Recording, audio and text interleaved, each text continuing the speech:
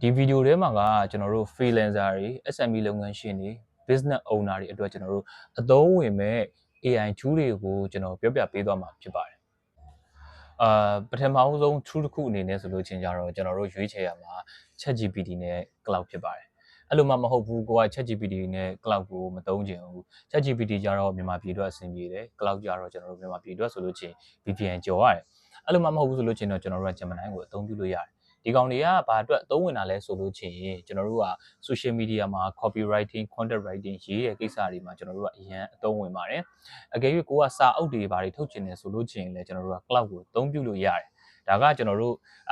စာအရေးသားအပိုင်းနဲ့ပတ်သက်ပြီးတော့ပြောပြပေးတာပေါ့နော်စာအရေးသားအပိုင်းဆိုလို့ချင်းကျွန်တော်တို့ ChatGPT ရှိတယ် cloud ရှိတယ်ဒါမှမဟုတ်လို့ချင်းကျွန်တော်တို့ Gemini ကိုလည်းသုံးလို့ရတယ်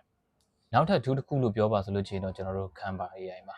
ဒီ Canva AI ကကျွန်တော်တို့ social media template အများကြီးရှိတယ်ဒီထဲမှာမှကို business နဲ့ကိုက်ညီတဲ့ design တွေထုတ်မလား design ကိုအထူးပြုတဲ့အနေနဲ့ဆိုလို့ရှိရင်တော့ကျွန်တော်တို့က Canva AI ကိုအသုံးပြုလို့ရတယ်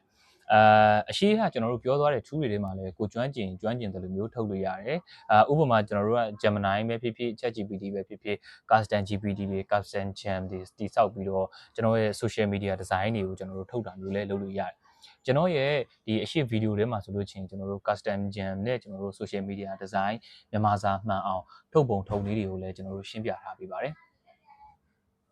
ဗီဒီယိုရဲ့ကျွန်တော်တို့နောက်ဆုံးအနေနဲ့အကြံပြုပေးမဲ့ AI tool တစ်ခုကတော့ကျွန်တော်တို့ Notion AI ဖြစ်ပါတယ် Notion AI မှာဆိုလို့ချင်းတော့သူက version 2မျိုးရတယ်တစ်မျိုးကတော့ကျွန်တော်တို့ free သုံးလို့ရတယ်နောက်တစ်မျိုးကတော့ကျွန်တော်လစဉ်ကြီးပေးပြီးတော့လည်းကျွန်တော်တို့အသုံးပြုလို့ရတယ်လစဉ်ကြီးအပေးသုံးမှဆိုလို့ချင်းလည်းကျွန်တော်တို့ကတစ်လကိုကျွန်တော်တို့ USD $10ကျွန်တော်တို့ပေးရုံနဲ့ရတယ်အဓိကသူ့ရဲ့အားသာချက်ကတော့ကျွန်တော်တို့ all in one ကျွန်တော်တို့